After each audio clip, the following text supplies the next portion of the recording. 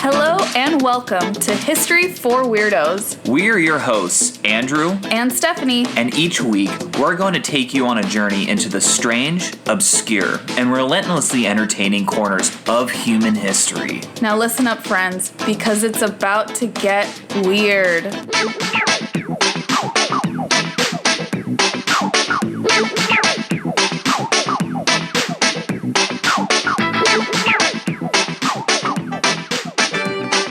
Weirdos, welcome back to another episode of History for Weirdos.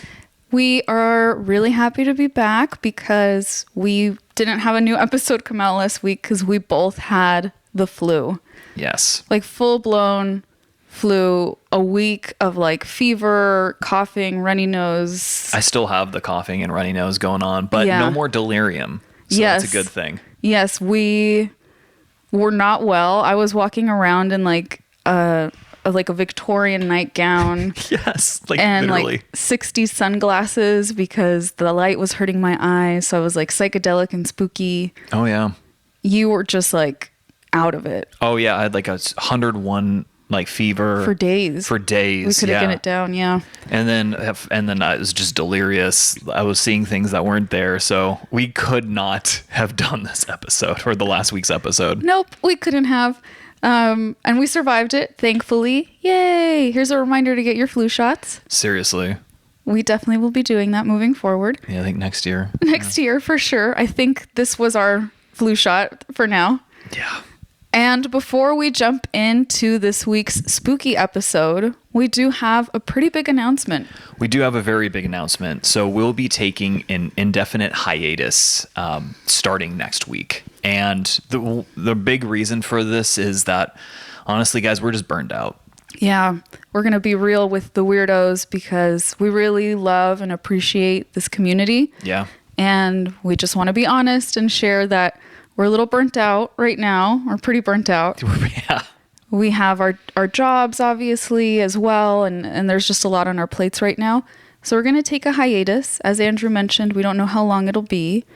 But we want to take a step back to see what is needed moving forward for us to create the level of quality that we really want to create for you all. Right. Because if we continued, I think at this pace, you would start to see like a noticeable decline in quality, and we just don't want to put out anything that isn't, something that we're proud of. Exactly.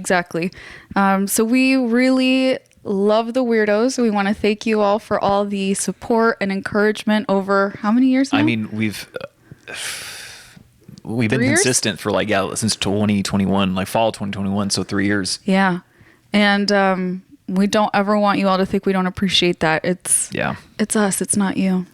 But actually, we just need to figure out how to decompress. What's so funny is we have our dog Pericles in dog school, and the big feedback that his trainer gave us was that he doesn't know how to relax and decompress and give himself a break. And we're just standing there nodding, both knowing that he gets that from us for sure. We're like, oh, I wonder why that is. Yeah, no, it's definitely from us. It's definitely from us. So this is us taking a break.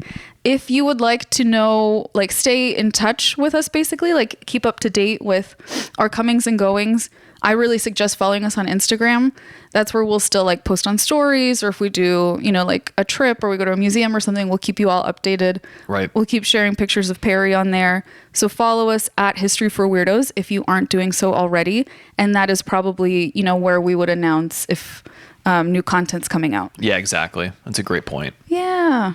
Well, that was the big news that we wanted to drop. And this, this will be the last episode of 2024. So we wanted to, be very upfront with that. And hopefully it's a good one. Hopefully, yes. I think it is. We'll see. I mean, I know what you're going to talk about, so I think it'll be a good one. Well, Weirdos, let me jump right in. Oh, yeah. It's 1843, and there's a young maid named Grace Marks.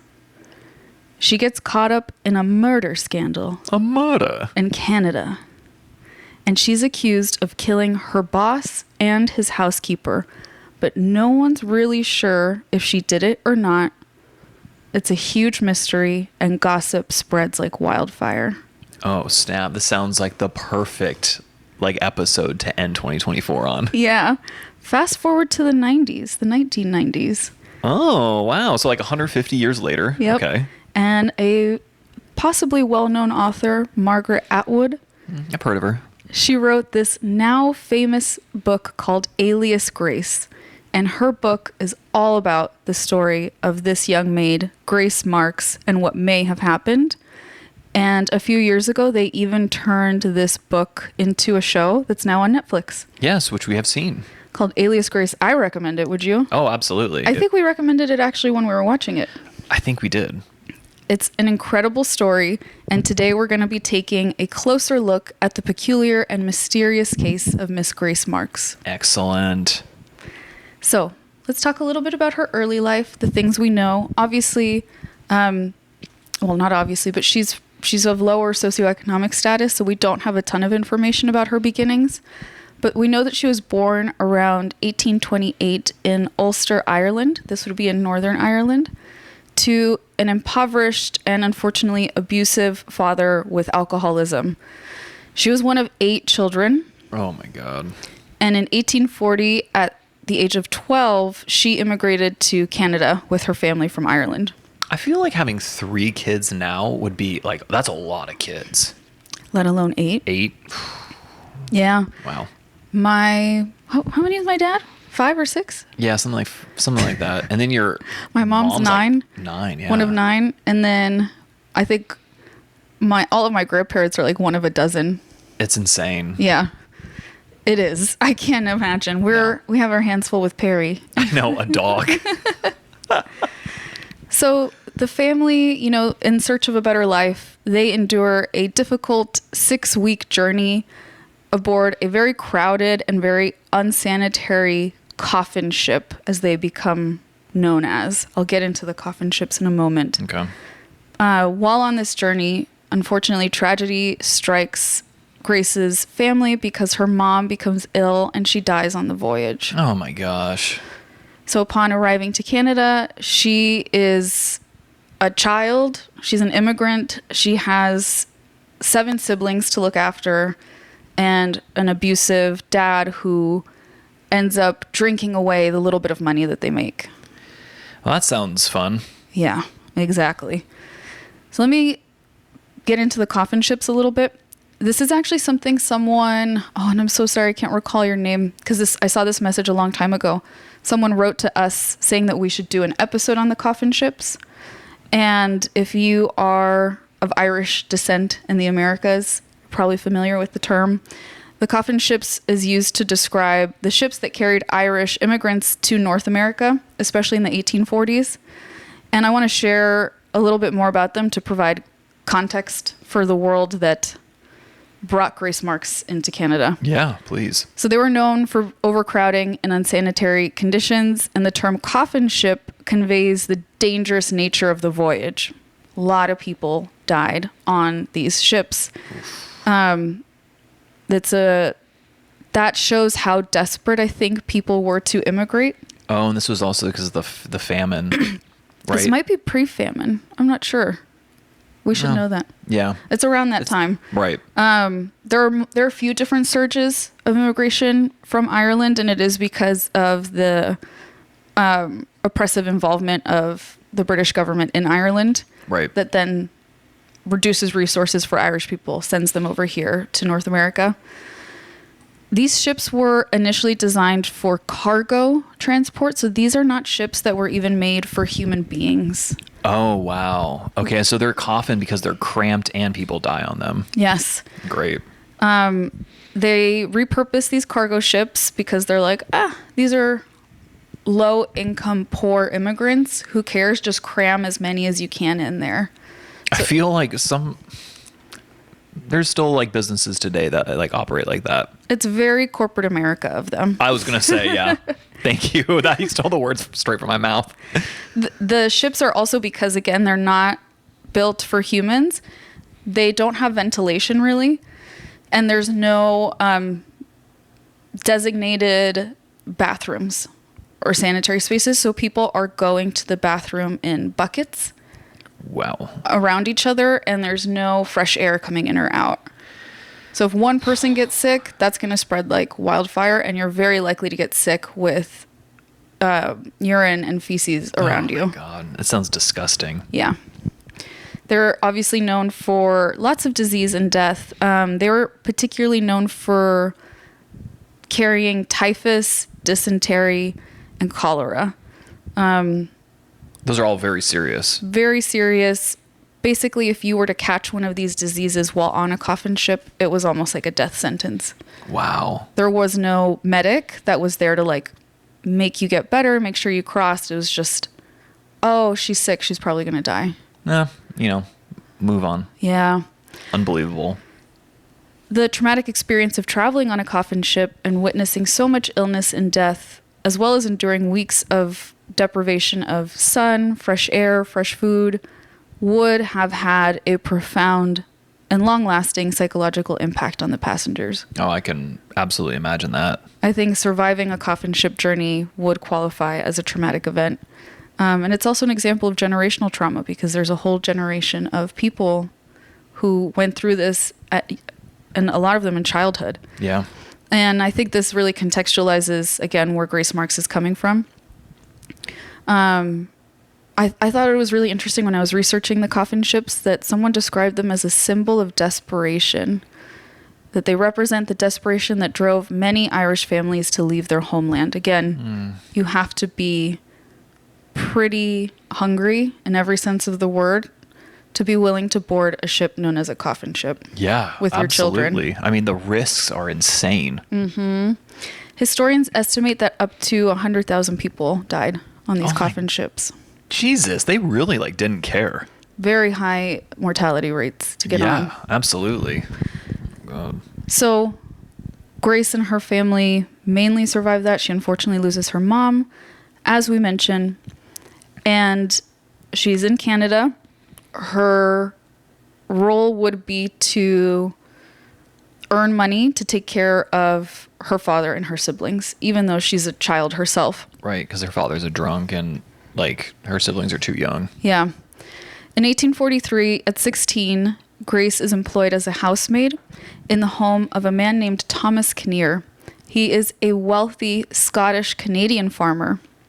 She works alongside another servant, James McDermott, and a housekeeper named Nancy Montgomery. That's the whole staff. It's those three folks in the house. Okay. And even though it's a small staff, tensions are very high in the household. McDermott, this is the male staff member, he clashed a lot with Montgomery, the head of the home, over his work performance, and she was allegedly, I should say, because we don't know for sure, very abusive, constantly threatening she was going to fire him. She definitely had a position of power within the house. And you may ask why? Why does the head maid have so much power? It's because people believe she was Kinnear's lover, that they were in a romantic relationship, and she functioned basically as the lady of the house, even though they weren't married. Very interesting.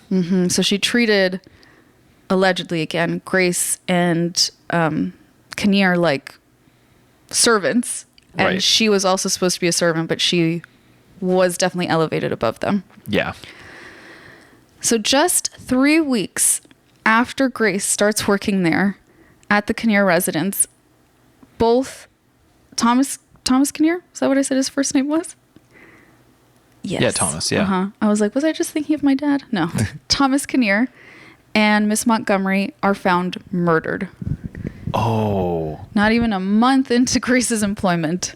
Wow. So Kinnear's had been shot, and Montgomery was found in the cellar, having been struck with an axe and strangled. Okay. Pretty violent deaths. Very violent. Grace and McDermott, the other servant, were nowhere to be found, and several valuables in the home were missing when the remains were discovered. An article from Smithsonian Magazine described the scene as follows, quote, "The lovers' bodies were found in a cellar. Thomas Kinnear, the owner of the home, had been shot in the left side of his chest. Nancy Montgomery, his housekeeper, was struck in the head with an axe and strangled. Her body was discovered crammed beneath a tub. An autopsy would later reveal that Montgomery had been pregnant when her life came to an abrupt end. Oh, no. Wow. Which further provides for, the spectators, the people trying to guess what happened here. That's further evidence that they were lovers. Right. Is that she's pregnant and there's no other men in her life that we know of. Yeah, we didn't have DNA analysis then, so we couldn't say, but probably. That would have been really helpful in this situation. Yeah, absolutely. And before I get into the case a little bit further, I want to talk a little bit about how Grace Marks, her identity as an Irish immigrant, would have influenced the public perception of this case. Okay? So actually, it's not just Grace. Both Grace Marks and James McDermott are Irish immigrants. Okay. Grace Marks happens to be Protestant, and McDermott happens to be Catholic, but the Protestantism doesn't really shield Grace from a lot of the discrimination, right? Mm-hmm. That's something that you would discover about someone once you get to know them. Right. But you look at someone and hear the way someone talks. That's where your prejudice is going to come in. Yeah. So this would have been really significant. It's not significant to us, but for 19th century Canada, Irish immigrants faced a lot of prejudice and discrimination, and there were a lot of stereotypes of Irish people that would have influenced this case. For example, it was believed that Irish people were more violent, they were more hypersexual, and they were more prone to insanity compared to their other Western European immigrant counterparts. Very interesting. I didn't know that. Mm-hmm. So when we're looking at this case, the sources really emphasize Grace's appearance and demeanor during the trial. She's described as good-looking, but she appears uneducated. She appears devoid of expression. They write about her that she's wearing clothes stolen from Nancy Montgomery, even though we don't know if that's true. We don't know if the clothes were Montgomery's or not. But again, kind of feeding into that stereotype of she's a thief, she's dumb, things like that. Right. Basically, a lot of the portrayals depict this image of what was a stereotype back then as a wild Irish girl lacking a lot of morals, lacking refinement. Mm-hmm. So again, that doesn't exist as much today by any means. So I just wanted to give that context. As you can imagine, people in Canada went wild over this case. I can imagine, yeah. Because this would be an insane story today. Right. Let alone back then when people were so closed off to talking about these taboo subjects. Right. So this has everything. It has violence. It has sex. It has the uprising of the servant class. It has immigrants, like all of these high tension topics. Checking all those boxes. Exactly. So we last left off where the remains are found. It's noted that things are missing from the home and the two other servants aren't there.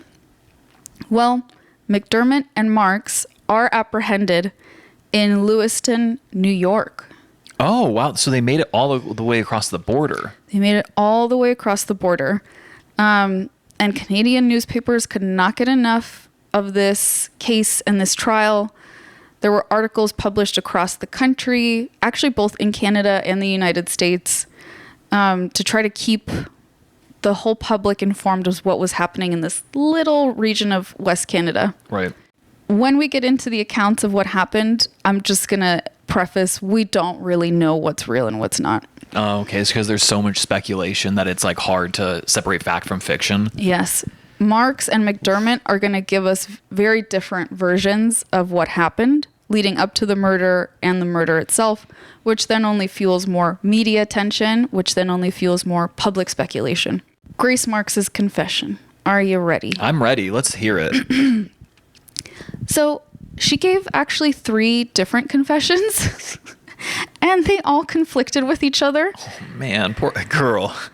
Oh my gosh. But I think she's 16. Yeah, that's true. I mean, it could not even be she's doing something shady. It could just be that, she's 16. And she's 16 and she's terrified and scattered and doesn't have anyone. I couldn't find any sources saying that her dad showed up at all. Wow. So she doesn't have anyone guiding her in this. Even though she's been sending her dad money, he's not coming to her when she's in trouble. Of course. So she gives multiple conflicting accounts, as does Kinnear. But we base her confession off the last confession that she gave, where there's a transcript of it. Okay. In it, she stated that, it's very long, so I'm going to summarize. Fair. That the first 2 weeks of her employment, she frequently witnessed Montgomery chastising McDermott for doing poor work, right? That's the first thing she notices. These two don't get along.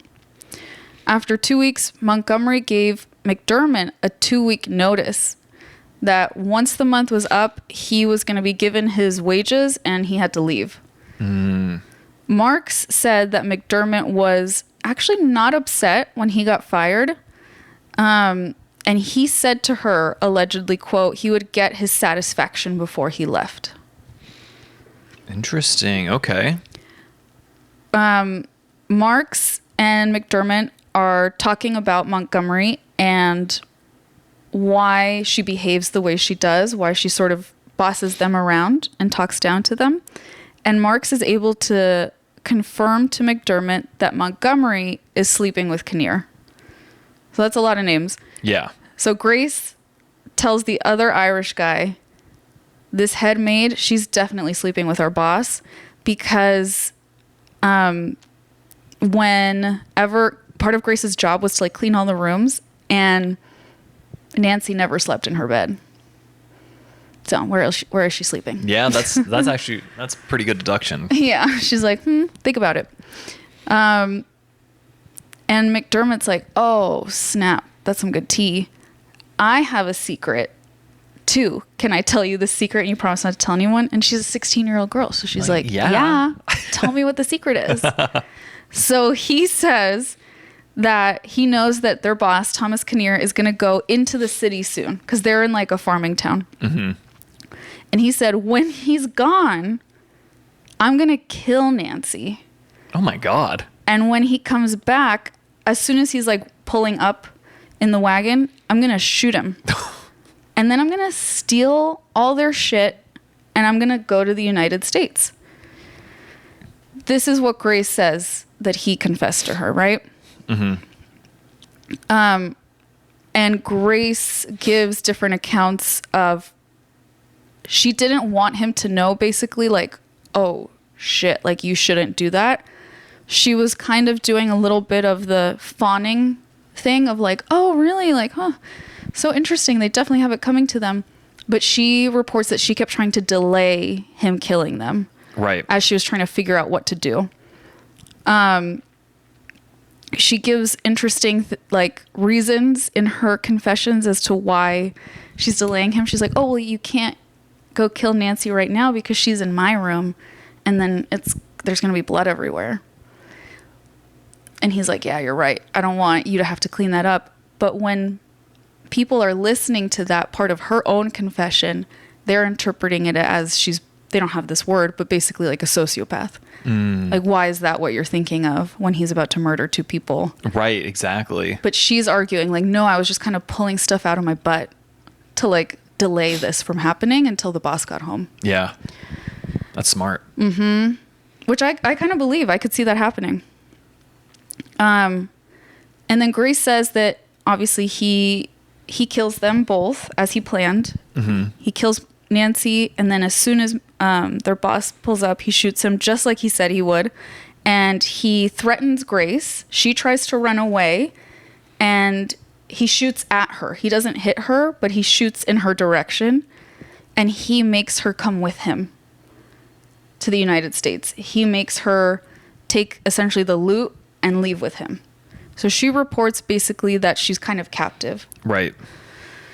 And she finishes by saying how the 2 arrived in New York for the night. They ate. They went to separate rooms. She makes that very clear because the public at this point believes that they are lovers and that they planned this together. But she's like, no, you could check. We booked 2 rooms.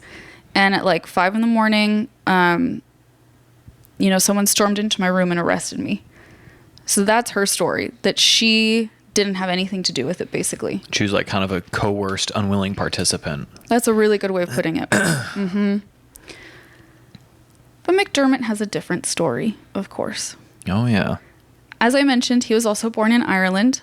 He had been living in Canada for 6 years at this point, and he worked a few different jobs before coming to the Kinnear residence. He was a waiter on a steamboat.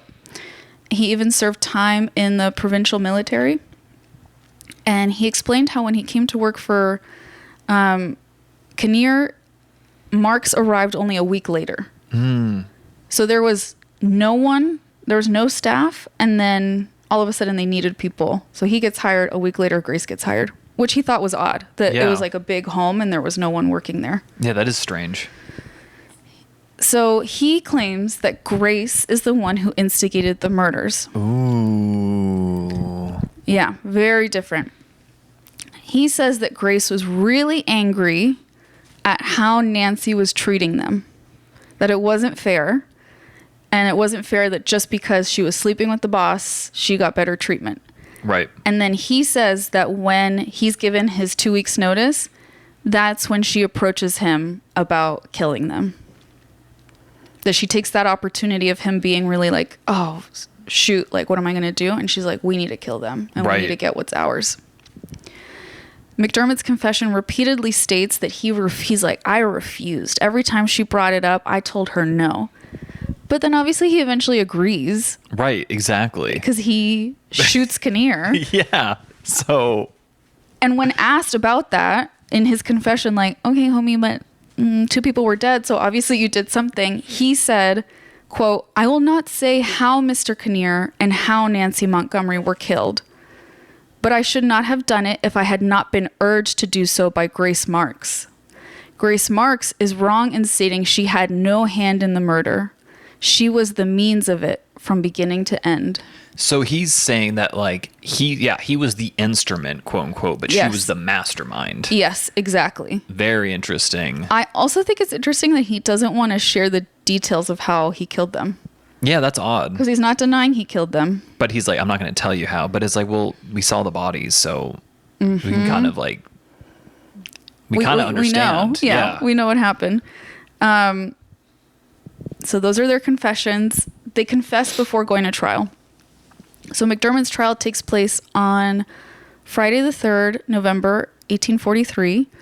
And the report of that day states that, quote, the courthouse was occupied with such an immense crowd anxious to witness the proceedings in this case of extreme atrocity, and such has never before stained the records of the judiciary courts of this colony. Wow. So it is packed. Yeah. With spectators. Everyone is scandalized, but it's kind of like the train wreck thing where they're like, I cannot look away.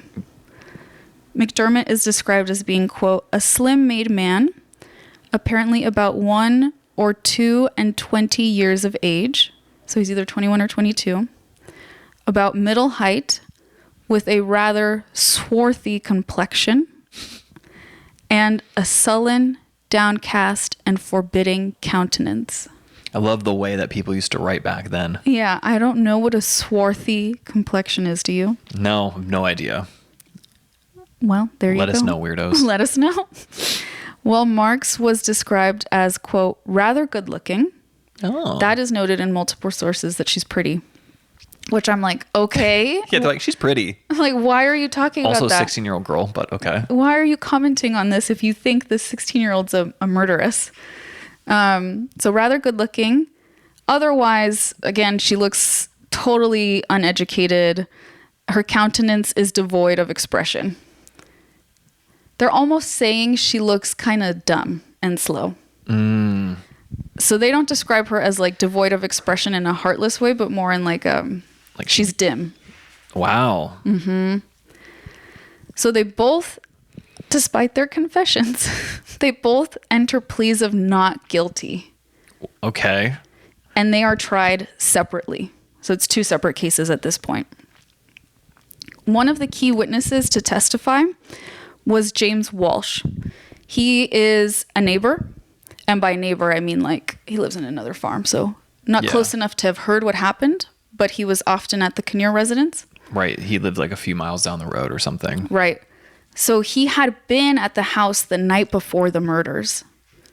Wow. Okay. With Kinnear was gone. He was in the city, and he was hanging out with Nancy, Grace, and McDermott. And he said, like, I was playing some music, we were hanging out, and we were having like a really good night. Like, it was really calm, nothing seemed suspicious. And he leaves the home around 10 p.m. McDermott's like, I don't want you walking alone. Let me walk you home. I don't know if he had something to drink or why, but McDermott walks him home at like 10 p.m.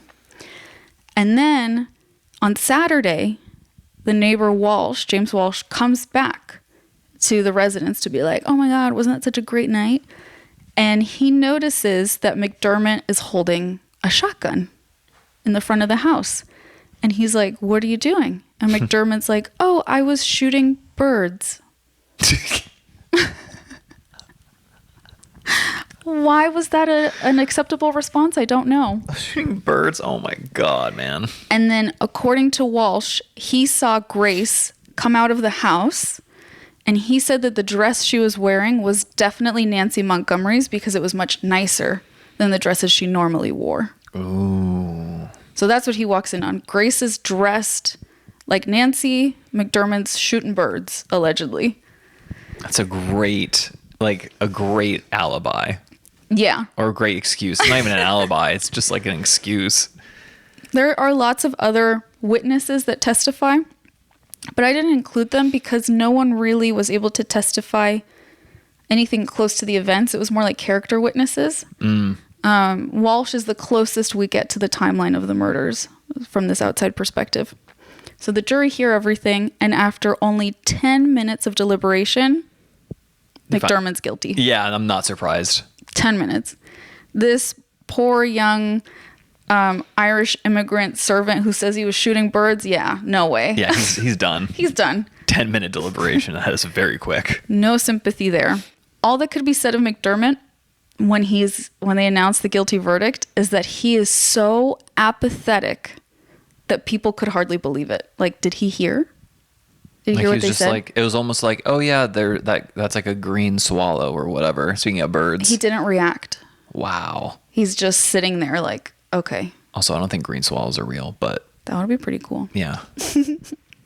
So then Marx's trial technically occurs the next day, but there's nothing particularly of note. The witness statements, which I think is funny, given during McDermott's trial, were just like, okay, so just remember all of that for Grace's trial. We're not going to do it again because we just did it yesterday. Okay.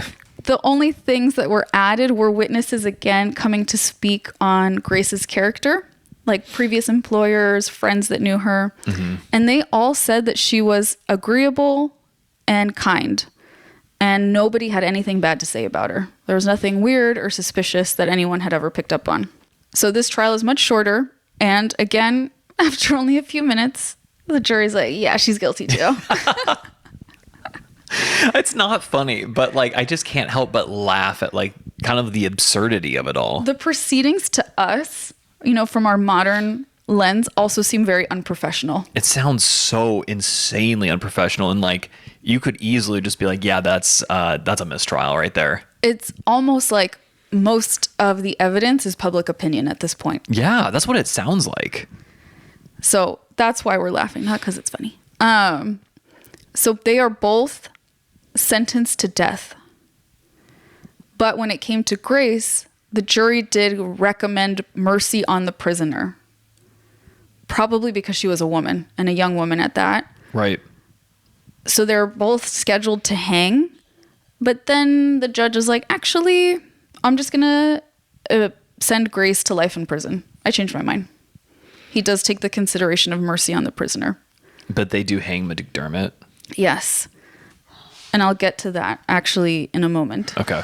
So again, Marks is sentenced to life in prison. She's sentenced to Kingston Penitentiary from 1843 to 1872. And this also includes a year at the provincial asylum. And that is where we have a lot of accounts from Grace on her life and what was going on in the Kinnear home. This woman who was writing a book, who was a journalist. Her last name was Moody. She went multiple times to interview Grace. And then in 1872, she's pardoned. Oh, wow. She is given time served, and she moves to the United States. I mean, yeah, that's like 30 years, so, yeah. And she was 16 when she went in. Yeah, so she's like almost 40 now. Yeah. Almost 50. Yeah, full-blown adult. And then after she moves to the United States, she vanishes from the historical records. We don't know anything about what happens to her. I wonder if she just changed her name and she just like dipped. That's a really good guess. Yeah. Just changed her name and started over. But going back a little bit, before McDermott is hanged, one of his last words is that Grace Marks was, quote, an evil genius who masterminded a double murder, then feigned mental illness in order to avoid the gallows, end quote. Whoa. That's crazy. Because again, he insists that he was, like you said, her tool. Yeah, and it sounded like he was consistent with that until the very end. As you can imagine, this story has had quite an impact on pop culture. Most notably, the novel I mentioned at the beginning, Margaret Atwood's 1996 Alias Grace. I really want to read the book after watching the show because Atwood heard about the case. She actually read one of Moody's accounts, that woman who went to go visit her, and she was like, what? This is nuts. Why are there so many conflicting narratives surrounding this story? And she could see from a modern lens how there were a lot of societal prejudices against these two that definitely influenced the case. So she took all the sources she could get and she wrote a fictionalized version of what actually happened. And then she adds in characters like the character of Dr. Simon Jordan. Yes, which we see in the TV show. And he is intentionally used to explore Grace's psyche and the complexities of the case. Essentially, she gives us Dr. Simon Jordan to explore if what McDermott says is true. Is she an evil genius? Right. Like, and I could see that, like, I mean, she had a really, really tough childhood. And maybe like the only way, like, because of that, she like maybe developed like a personality disorder or something. You think it's like a trauma response? Yeah. And then she just, she would have becomes who she is. She would have seen a lot of death, violence, and hardship at only 16. Yeah, a lot of it. So she could have been desensitized to it also. Yeah. We don't want to give anything away. Right. In terms of what happens or what doesn't happen. Like in the TV show? Yeah. Yeah. That we know of. But Dr. Simon Jordan, really good character. Yes, it was a good added character. It's such a cool, we're kind of viewing the story through his perspective almost. Yes, and just to be clear, he's not a real person. He was a fictional. I thought you were going to say he wasn't a real doctor. And I was like, really? Well, yeah, he definitely wasn't a real doctor. Not real. And Margaret Atwood, when she's talked about the book, she says she did her very best to paint an accurate picture of life in the 19th century. She tried really hard not to put any sort of modern ideals into the characters and opinions. Yeah. She said because she did so much research on Canada in the 19th century, she considers herself like a minor expert on the subject now. That's kind of awesome. Yeah. She said she especially did research into what it was like to be a domestic worker at the time, because that's what Grace was, what spiritualism was like at the time. Do you remember spiritualism? We did do an episode on that, but the time frame was a little bit different. I know we focus more on the late 19th century. And the psychology of quilt making, which is a big, big theme in the book and the show that we're not going to get into. Because you got to watch it. Yeah. Don't be lazy. It's on Netflix. Yeah. And it's a mini series.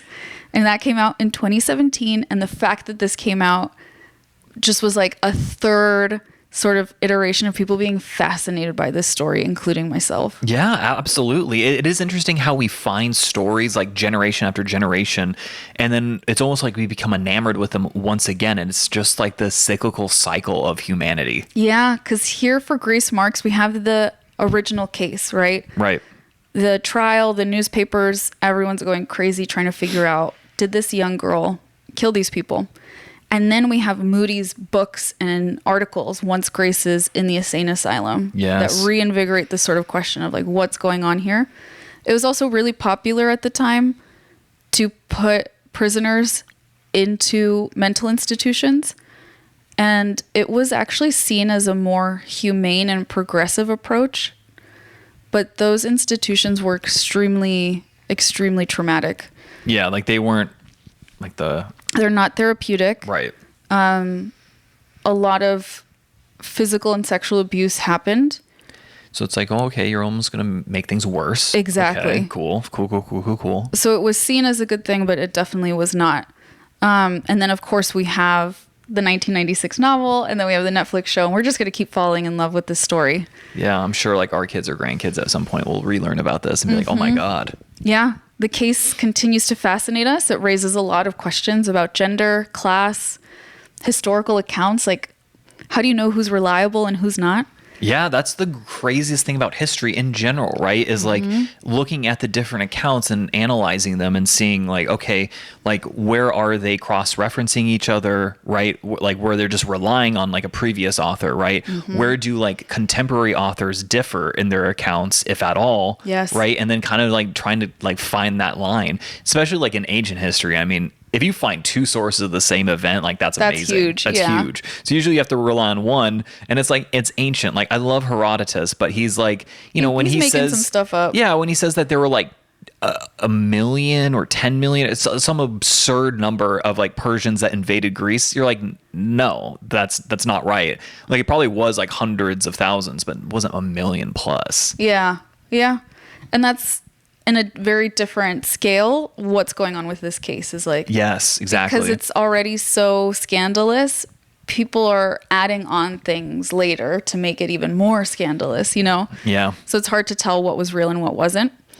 And I think the fact that we may and very well likely never know what actually happened that night in the Kinnear residence, I think that's what keeps bringing us back to this story. Yeah, it's well, do you have any like inkling as to like what truly happened? I'm so biased. I'm so biased. You think Grace Marks is completely innocent? Yeah, mostly innocent? I want to believe her that she didn't do anything to stop it, but she also didn't have a lot of power to do anything to stop it. Yeah. And she just was kind of roped into this psycho's plan. Yeah. I do. That's just what I want to believe. But that could just be me being biased and wanting that to be the truth. Yeah, well, that's good that you're like you're talking about your biases like in this regard. Who do you think? I think it's somewhere in the middle. I think I definitely think she maybe egged him on. I don't think she's the mastermind. I think that's too far, but I do think she egged him on. Yeah. And I think he is exaggerating that. Yeah, to try to reduce blame on himself. But he's still, it's like, bro, you're still like, because I think he was older. He is. You're still the one who carried it out and you were listening to a child. Yeah. Like your sister is 16. I would not listen to your sister and listen to her like tell me to kill someone and then actually do it. You know, That's like pretty good. I'm glad to know that. Right. Yeah. I mean, I feel like that's kind of freaking obvious, but, you know, at the same time, I guess, you know, he is also more of her contemporary, right? He's like 22. Like, yeah, he's like in his early 20s. I'm in my early 30s, so I have a little bit more life experience. Yeah. But at the same time, it's like... Their prefrontal lobes are squishy. I will say that. For both of them, not really thinking things through and thinking about consequences is very common for both of their ages. These are people who both probably would have been really traumatized and really poor and desperate. So I do think you're right. They could have sort of egged each other on a little bit. Yeah, exactly. And I think the truth it got out of hand. Exactly. The truth is probably somewhere in the middle. Yeah. But that's a really good way of putting it. We will never know. We'll never know, weirdos. And that is the mysterious case of Grace Marks, aka Alias Grace. You know what? And I'm glad you told the story because there are some big differences than in the show versus like what actually, what we know actually happened. Yeah. So I'm glad that you were able to tell this story. But I still definitely recommend watching, if you haven't already, watching that show, because they do quite a good job. Exploring the different possibilities, which is what they do. Yeah. They don't tell you like a single story. That's true. They explore the different possibilities of what could have happened is so satisfying to your brain. It is. It's like, oh, I could totally see that happening. Yeah. For like all of them. Definitely recommend. Definitely. It's a show I'll probably rewatch because I'm weird like that. Yeah. Well, weirdos, thank you so much for listening. Again, this is our last episode of 2024 before our hiatus. I personally just wanted to thank you guys so much for listening to all of our episodes over, I mean, like the last 3 years, but really like since 2020 when we first launched History for Weirdos. You guys have made this community so special, and I don't want you to think for a second that this is because of you guys. This is because like we have full-time jobs and we're doing this, and we are, you get to a point where you're just tired, and I'm exhausted. I don't look it right now, but I'm deep down, I'm very exhausted. Yeah. I think that's really well said. You can love something and you could still get tired and need to take a break, and that's okay. Yeah, exactly. So hopefully this serves as a reminder to you weirdos that it's okay to take a break. It's okay to take a break, even from things you love sometimes. Yeah. All right, weirdos. Until next time. Until next time, weirdos. Adios. Adios for now.